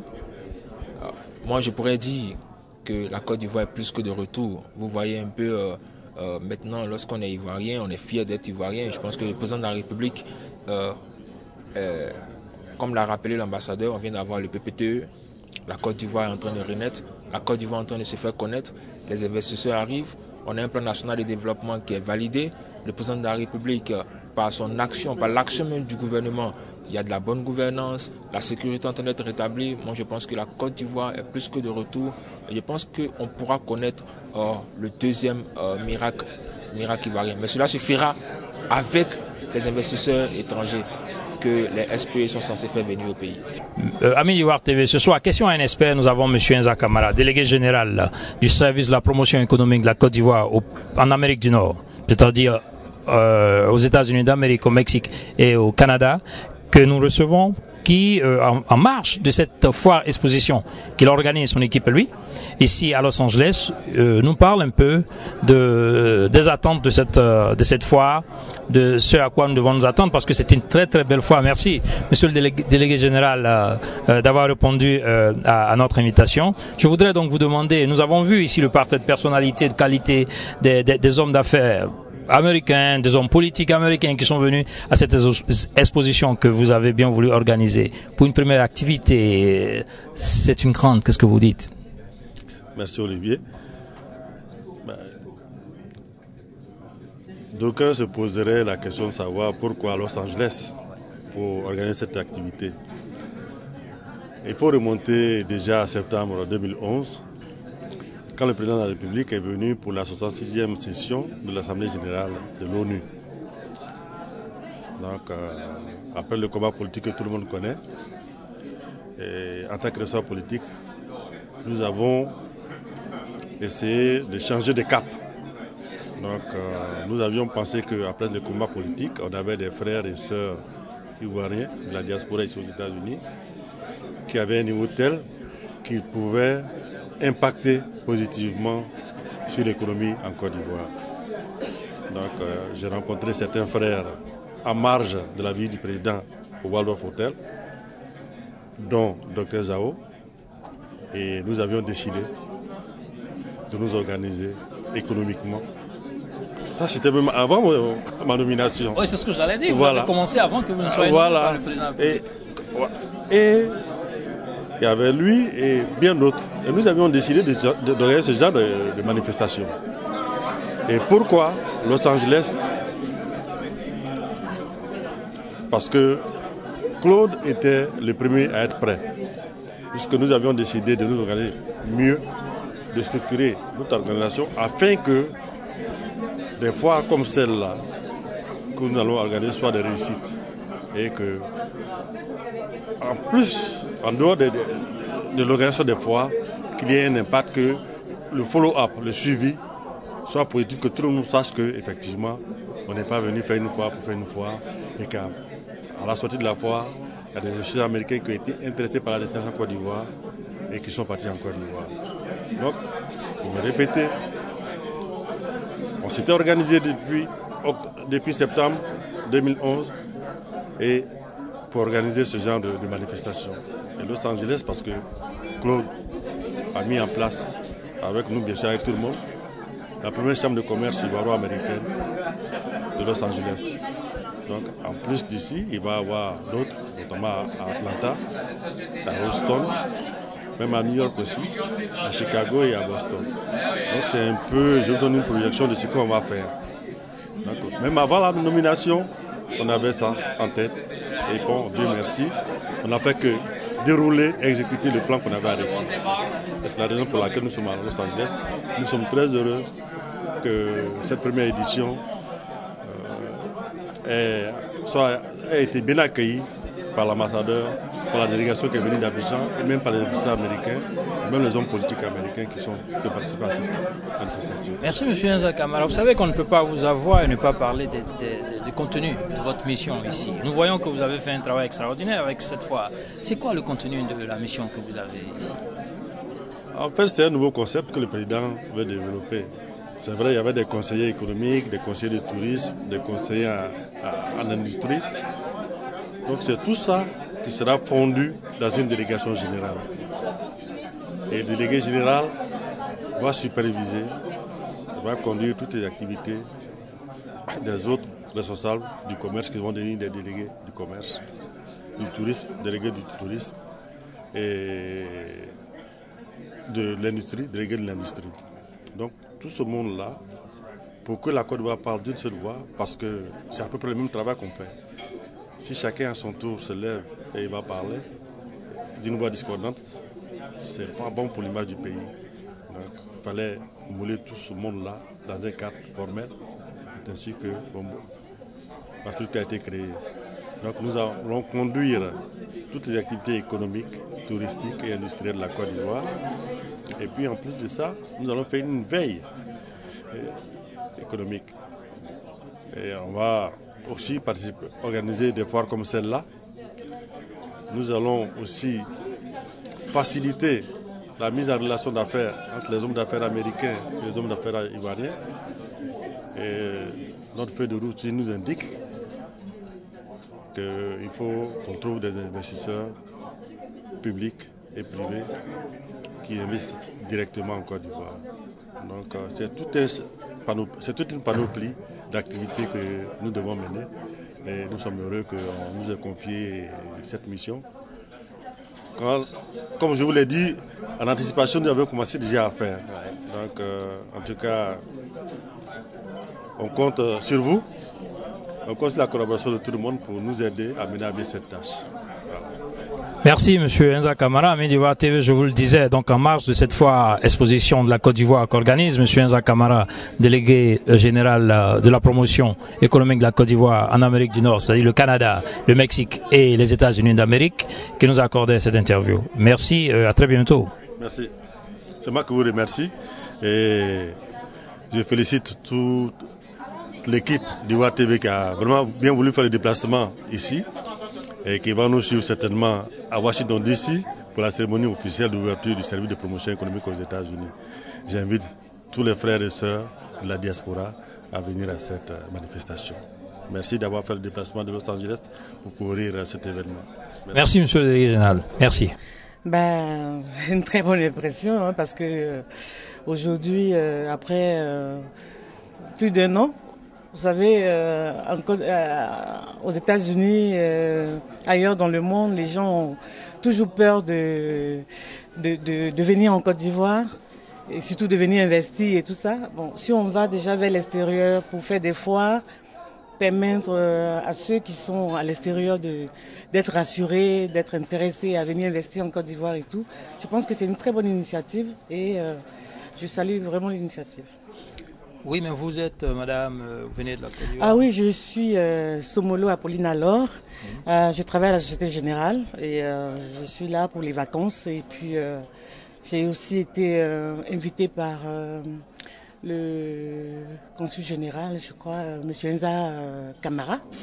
Voilà, donc c'est à son invitation que je suis venue et participer à l'exposition. Ah oui, M. Enza Camara, c'est le délégué général. Le délégué général, oui, effectivement, de délégué la général. promotion. Et donc, il vous a invité parce que vous êtes dans le milieu des affaires, c'est Tout cela? à fait. Ah oui. Tout à Et donc, fait. vous avez Je suis à la banque. Et oui. je rendrai compte en rentrant parce que tout à l'heure, on a écouté beaucoup de participants. Des gens sont vraiment intéressés à venir investir en Côte d'Ivoire et qui pas d'investissement, c'est de l'argent, des dollars qu'il faut faire venir en Afrique. Hein. Et je pense que par le biais de la Société Générale, tout ça pourrait vraiment être assez intéressant pour le pays. Merci madame. Amis d'Ivoire TV, je voudrais vous dire que nous étions avec madame Laure, mademoiselle, c'est ça? Oui, pour l'instant, oui. Ah, oui, c'est cela. Et ouais, qui nous fait l'amitié de nous dire ses impressions pour cette fois à l'exposition. Vous avez un dernier mot pour le dire? Ben, moi, aux Ivoiriens, aux Ivoiriens, aux je Américains et aux Européens. Voilà, d'abord aux Ivoiriens, ceux qui ont peur de revenir en Côte d'Ivoire. Je pense que c'est le moment. Il faut venir très vite. Il faut venir maintenant. Sinon, après, ce serait trop tard. Tout serait bouclé en Côte d'Ivoire. Les étrangers, les investisseurs, ceux qui ont envie de venir, il faut venir. Prenez de bonnes adresses, de bons contacts avec soit Monsieur Enza Camara ou bien Monsieur.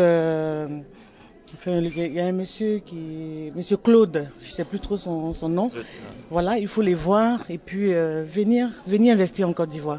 Il y a des banques comme la Société Générale, qui est une banque de référence en Côte d'Ivoire. Nous sommes très bien implantés. Nous avons près de 53 agences et je pense qu'on pourrait beaucoup faire des affaires avec tous ceux qui veulent venir investir. Bonsoir monsieur, et ravi de vous avoir ici avec nous à Los Angeles. Mes impressions sont vraiment... je suis très contente parce qu'on nous donne enfin l'occasion de nous exprimer, d'exporter la culture de chez nous, de la Côte d'Ivoire, qui est mon pays, que j'aime beaucoup, et de voir tout ce monde venir découvrir ce que nous avons, ce que nous faisons, ce que nous vendons. C'est vraiment... une bénédiction, en même temps un lancement pour la culture ivoirienne. Voilà, je suis très heureuse de recevoir tout ce monde à mon stand où je vends des affaires uniquement ivoiriennes, même des danse-pierres, même des chaussures et tout ça de la Côte d'Ivoire. Et je vous remercie d'être là, de nous soutenir comme vous le faites, parce que nous sommes des jeunes qui sommes venus d'Abidjan, ici, et qui aimons notre pays à un tel point que nous l'exportons. Alors, vous avez donc une surface dans la ville, vous êtes de Los Angeles, c'est ça? Oui. Vous avez une surface quelque part dans la ville, vous donnez l'adresse? Exactement. Je suis basée à Inglewood, Marketplace. Voilà, c'est un mall. L'adresse c'est 139 South Marketplace. Et le magasin c'est le 106, le 106. Et nous faisons là-bas africains, nous vendons des tenues africaines, des accessoires africains et aussi nous faisons dans la confection de t-shirts, voilà, personnalisés, mettre des photos et tout sur des t-shirts pour des événements, mariages, anniversaires et tout ça. Voilà. Et votre cible, c'est le marché américain.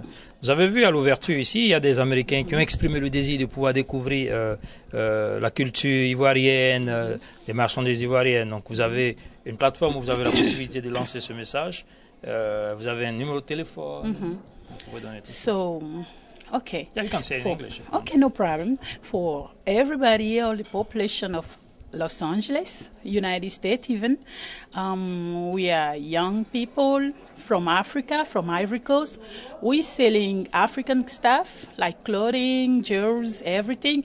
And we also do in t-shirt customizing. So you can come over 139 South Marketplace, Inglewood. The zip code is 90301. The booth is 106. You will get served. Thank you very much. You're welcome. The second. Thank you so much. Bonsoir madame. Bonsoir. Oui, vous êtes la directrice générale de la Société des Palaces de Cote. Vous êtes ici à Los Angeles. Qu'est-ce que justifie votre présence? Bien, merci. Merci à Ivoire TV. Nous sommes ici à Los Angeles pour le premier salon ivoiro-américain organisé, je crois, conjointement par la délégation économique ivoirienne et puis le bureau régional du tourisme aux États-Unis.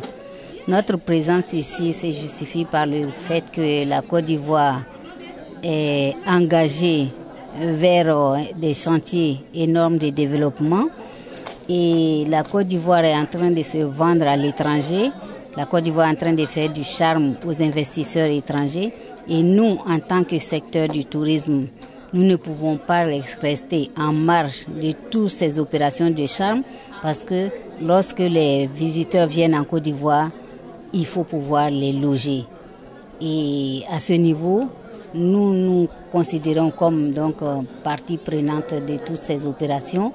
Parce que nous devons offrir l'hospitalité à tous les visiteurs de la Côte d'Ivoire. Êtes-vous satisfaite du déroulement de la foire? J'avoue que j'ai été très agréablement surpris de la présence des valeurs, des personnalités qui nous ont fait l'honneur de venir à ce salon. Et c'est pour dire que, comme on le dit si bien chez nous, la Côte d'Ivoire is back. J'ai été très impressionnée par la présence de toutes ces valeurs, de toutes ces personnalités qui sont venues honorer de leur présence. Et à leur tête, son Excellence, l'ambassadeur Daouda Diabaté et toutes les autres personnalités américaines qui ont, non seulement qui sont venues et qui nous ont gratifié de présentations qui étaient fort intéressantes. Et donc, nous croyons en l'avenir de notre pays. Nous pensons que notre pays se vend encore bien. Et donc, c'est une opportunité que chaque Ivoirien doit s'approprier et doit jouer sa partition. Nous allons vous demander de nous présenter très rapidement votre stand. Nous voyons là les édifices ivoiriens. Nous voyons Laguna Tour. C'est un nouveau concept.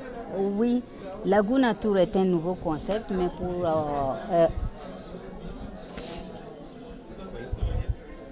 Excusez-moi, je disais tout à l'heure que nous, en tant qu'industrie touristique, nous voulons jouer notre partition dans la reprise économique de la Côte d'Ivoire. Mais à ce niveau, il y a deux défis qui se présentent à nous. Nos infrastructures ont subi d'énormes dommages pendant la crise et l'état de dégradation avancé de nos infrastructures nous amène à chercher du financement pour les réhabiliter. Chacun de nous se souvient du Golf Hotel. Le Golf Hotel a été au cœur de la crise. Il a abrité les éléments des forces nouvelles depuis 2002 et a finalement abrité la plus petite république de Côte d'Ivoire avec à sa tête le nouveau président élu Alassane Dramane Ouattara. Et aujourd'hui, cet hôtel a besoin d'être rénové. L'hôtel Ivoire, aujourd'hui, nous n'avons que 200 chambres sur les 750 chambres que compte cet hôtel. Et nous, donc, à notre niveau, nous voulons apporter notre pierre à la construction nationale parce que la vision de notre ministre du Tourisme, c'est de passer de 250 000 visiteurs à 500 000 visiteurs.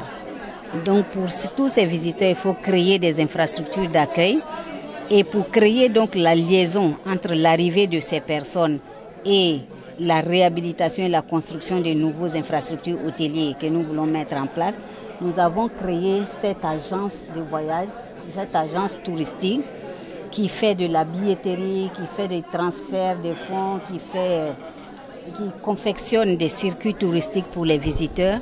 Et c'est ce qui explique la création de Laguna Tour, qui a ouvert ses portes le 15 mai dernier et qui promet beaucoup dans le secteur. Très bien. Merci, Madame le directeur général. Vous avez un dernier mot? Ben, mon dernier mot, c'est d'inviter tous nos partenaires à nous accompagner dans la reprise économique, à nous aider pour la recherche d'investisseurs, pour la recherche des partenaires, pour que nous puissions nous engager dans la vision du chef de l'État, dans la vision du gouvernement qui est de faire de la Côte d'Ivoire un pays émergent d'ici l'an 2020.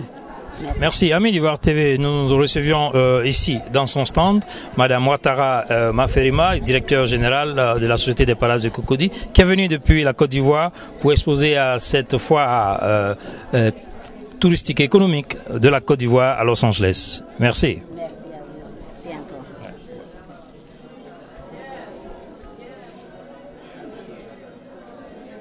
Oui, docteur Zao Claude, vous êtes le commissaire de la foire exposition de la Côte d'Ivoire au Convention Center. Nous sommes à la clôture de la première journée. Vos impressions? Pour l'heure, je dirais que c'est plutôt favorable.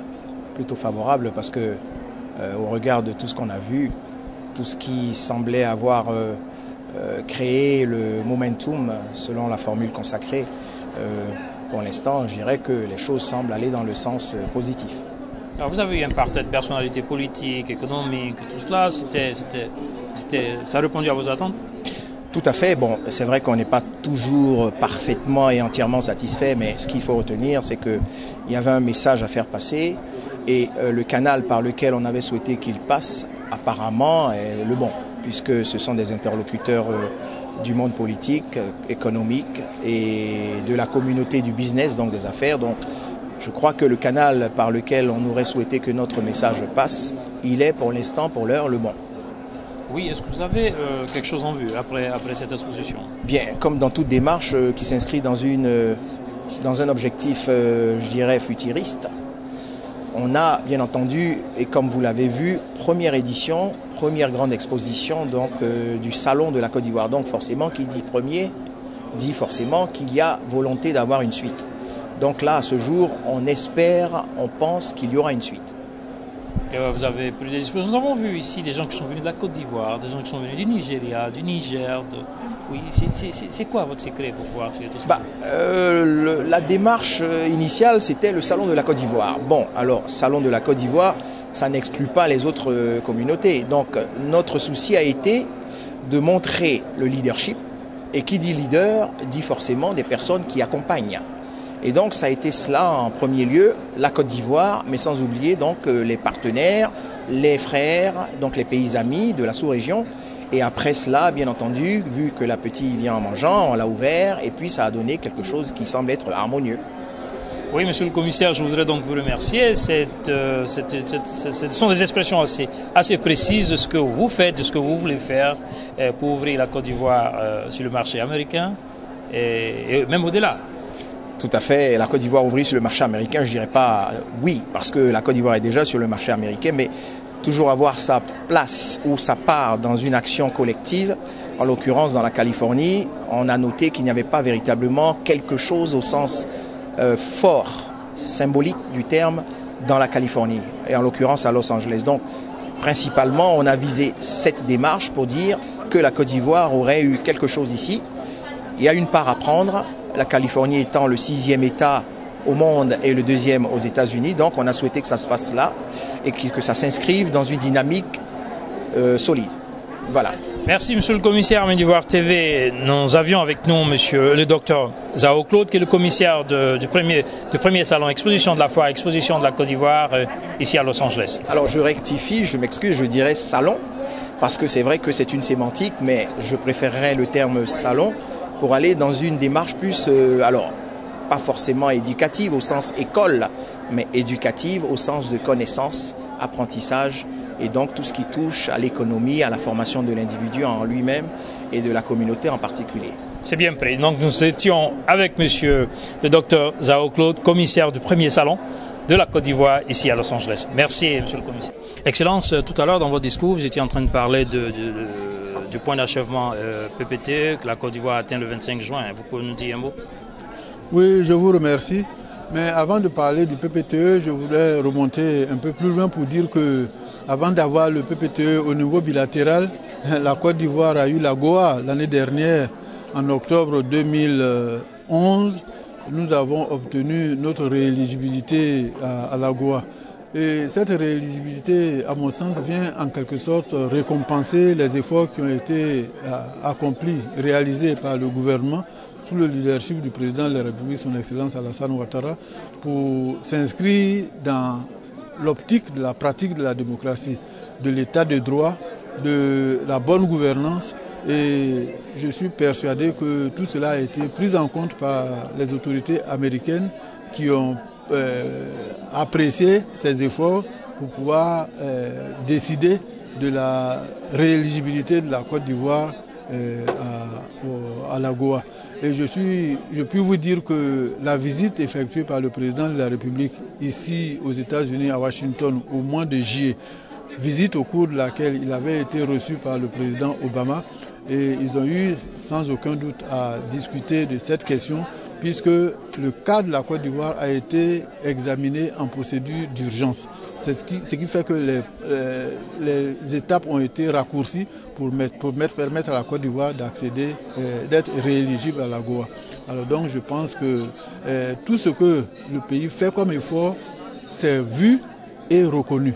Et l'un des bénéfices de ces efforts, c'est la rééligibilité de la Côte d'Ivoire à la GOA, qui va nous donner une opportunité additionnelle de nous positionner, de nous repositionner sur le marché américain par rapport à la facilité d'accès aux douanes des produits ivoiriens au marché américain. Alors donc c'est une opportunité qui est donnée aux opérateurs économiques ivoiriens. Alors donc la question spécifique concernant le PPTE, je voudrais dire que vraiment c'est comme si tout arrive en même temps. Nous avons eu la GOA, nous sommes encore en train de courir après le MCC, le Millennium Challenge Corporation.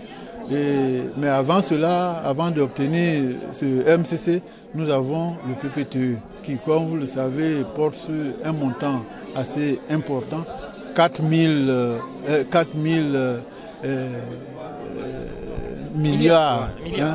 4 milliards, vous allez corriger, 4 milliards de dollars, ce qui fait environ 2000 milliards de francs CFA. Avec une telle somme, avec un tel montant, je pense que le président aura des moyens additionnels pour prendre en compte les préoccupations essentielles du peuple de Côte d'Ivoire, notamment en matière d'infrastructure, en matière de réhabilitation des écoles, des universités, des hôpitaux, des pistes pour permettre l'évacuation des produits, ce qui aura un impact direct ou indirect sur la cherté de la vie dont souffre si cruellement le peuple de Côte d'Ivoire. Donc l'avènement du PPTE est une chance additionnelle pour le gouvernement ivoirien et principalement pour le président de la République. Donc nous sommes tous heureux et fiers que ce PPTE soit enfin arrivé à temps. Donc, Excellence, nous pouvons donc dire que la Côte d'Ivoire est de retour. La Côte d'Ivoire, je dirais même, est plus que de retour, parce que nous voulons aller au-delà de ce à quoi on avait pensé, puisque le président a parlé de l'échéance 2020 pour être pays émergent. Être pays émergent, c'est un pays qui est pratiquement aux portes du développement. Et vraiment, si nous pouvons nous positionner à ce niveau-là, on pourrait remercier le président de la République et son équipe pour avoir su amener notre pays à ce stade-là. Merci, Excellence. Okay. Mais ce que je voulais dire, c'est que rien ne peut s'obtenir sans le travail. Et le travail, c'est la clé de voûte du succès. Et je suis persuadé qu'avec la pression qui est mise sur les uns et les autres, la Côte d'Ivoire, les Ivoiriens se remettront à nouveau au travail. Et au bout de l'effort, nous serons, j'en suis persuadé, à l'horizon 2020, un pays émergent. Je vous remercie. Merci, Excellence. Vous l'avez découvert ici. Encore que vous avez découvert Ivoire TV. Ivoire TV.